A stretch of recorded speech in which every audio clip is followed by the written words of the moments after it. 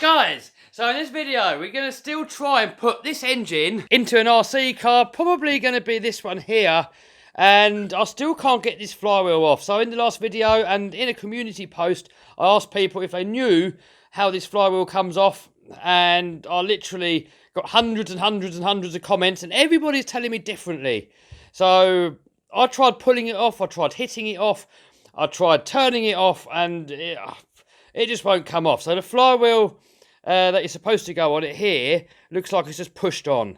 So I believe it probably is pushed on, but I do actually need to know for sure, like for 100% sure, because if this is screwed on and I'm trying to hit it off or pull it off, I'm going to damage it. But then at the same time, if this is pressed on and I'm trying to screw it off and I'm trying to lock up the engine, someone said put string into the plug hole, but that's just going to bend up the valves.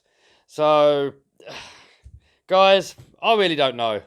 Some of you guys said I've got to take the screw out the middle here. Well, the only reason I put that screw in there so that when I'm hitting the middle of the crankshaft with a hammer, the only reason for that was that it wasn't damaging this. It doesn't actually hold it on, it's just sort of going in there.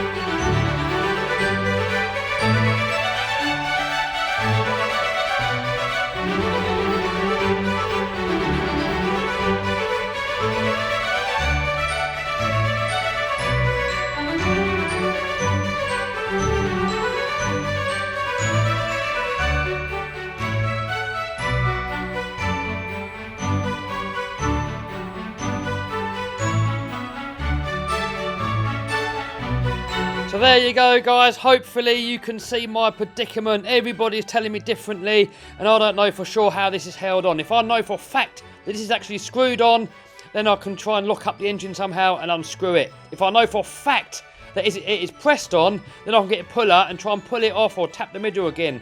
But I need to know for 100% certain, otherwise I'm going to end up killing it. Someone in the comments said, oh, if you're so rich, why don't you just buy a new one? I mean, like that's got anything to do with it, dude. I mean, I buy a new one, it's going to be exactly the same, isn't it? What are you doing, Pat? I'm doing an unboxing. Anyway, more importantly, how does this come off, man? This is the expert, the professional engine mechanic. You haven't done that yet? Yeah. Dude, I was hit that in the vice, and I was beating this, even off camera, even more. I was hitting it so hard, it would not come off. Everyone's saying there's a hair, because I've seen all the comments on your video. You've got 10 mechanics saying, one saying, you pull it off, I know, I'm a mechanic. And you've got another one saying, I'm a mechanic, yeah, you won't screw it, so... Both of them say they're 100% right. But it doesn't unscrew, does it? Well, I don't know. And you've undone that hex? Yeah. And tried it without the hex? Yeah. I'll put it in there just so I don't knacker the crank. Oh, right, good idea. I've got a feeling that's a puller, mate. Because the way that fits on there, there's no thread.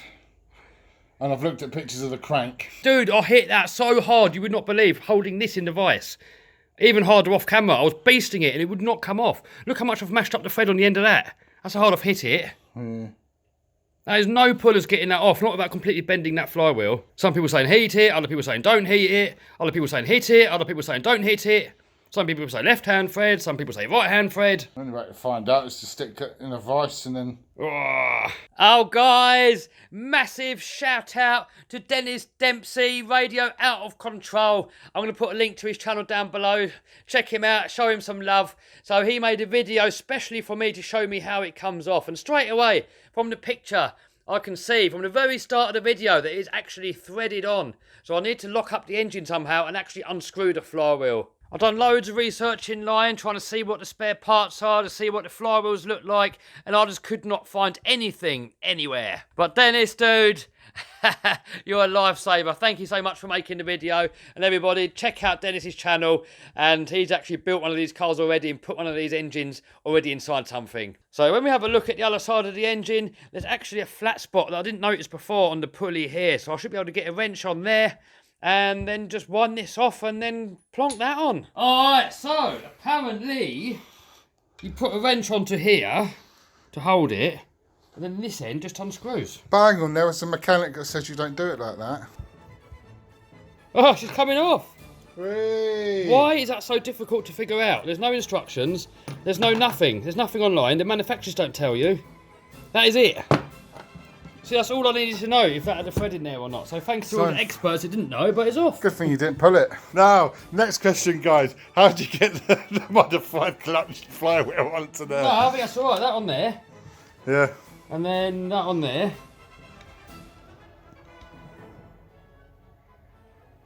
There we go. Boom. Simple as that. Yeah? Oh, Who'd have thought? after a whole video just about it, Kev. 2 videos now. Really? And a community post. Just about getting that off. That was a whole video. I probably lost loads of subscribers. Oh, well. You filtered out the bad ones, mate.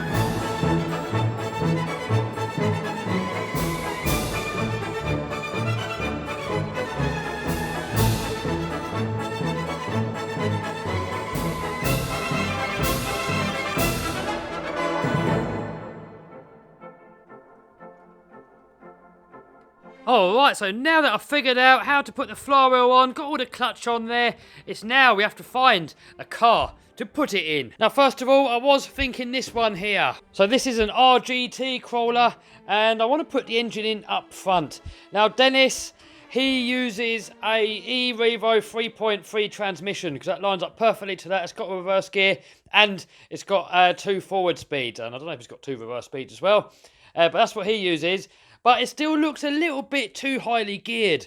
So I think I'm going to probably couple it up to like an extra gearbox. So we have the engine, e-Revo transmission, and then couple that up to a normal standard crawler transmission. And hopefully that's going to put the gearing way down so we can actually crawl it, like, you know, really crawl it. The trouble is, there doesn't look to be that much room in here. So if we look at these shock towers here, we're going to have to separate them quite a lot to get this engine to fit in between. And that's not too much of a big deal. You know, it shouldn't be too hard just to put these rails out a little bit. But if we go too far, we're going to end up hitting the wheels onto the shocks. And also, I haven't got the transmission yet, but I'm guessing it's going to probably come out to about there somewhere. So it's starting to get a little bit short of space. So I'm kind of thinking, and Pat thinks as well, that I should put it into this one here. So this car here is supposed to be a bit more of a shelf queen. I don't really want to use it that often. So I don't know. Maybe do I put that engine into there? I mean, this is a hard body, so I can cut out the bonnet. And then I can put some hinges on there and open it up so you can see the engine in there. And also, if we have a little look inside, there's a lot more room to play with. I mean, all this lot here is going to come off. So if we look in this one here, look, we've got roughly about that much room to the transmission. But if we put it into this one here, I mean, it's probably going to end up sitting round about there somewhere.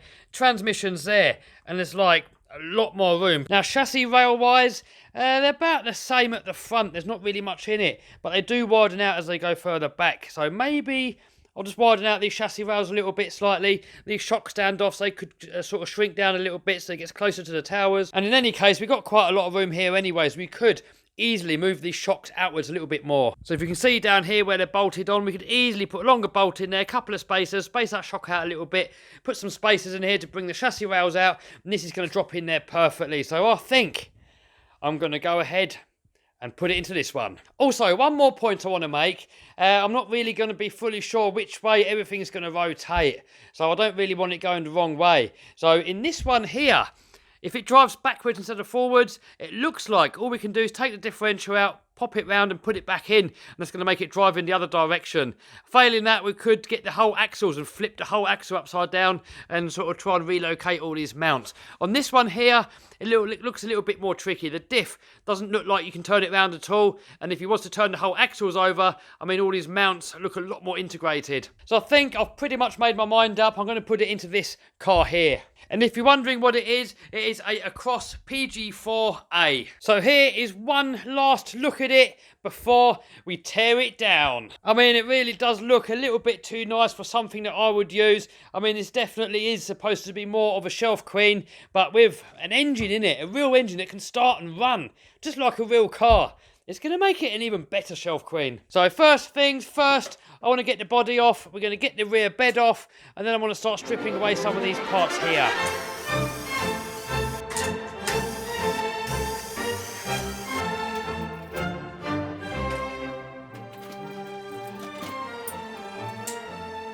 So here we go, body all removed. So I'll just set that over here in a minute just to keep it out of the way. And here's some of the electronics that are in there. This was all for like sound module and lights and flashers and blinkers and indicators and all kinds of other crazy stuff. So maybe I will wire that back in at some point. But more importantly, we need to make space for this.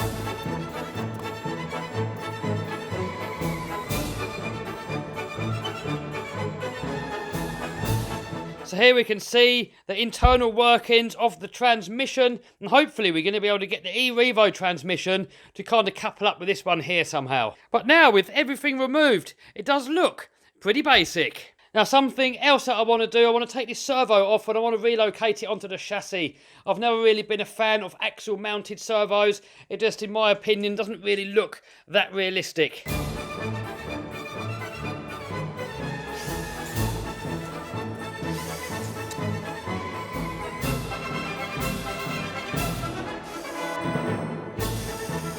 Alright, so next I'm going to temporarily screw these shock towers back on, and then I'm going to sort of see how far I've got to bend out the chassis rails to get the engine to go in.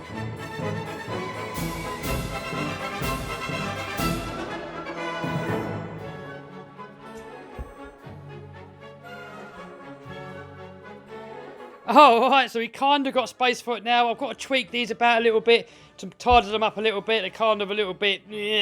We can make all that better. And then we're going to have to make up some new bracing on the front to support the bumper. So that really shouldn't be too difficult. Guys, so far, apart from the flywheel not wanting to come off, it's going to plan.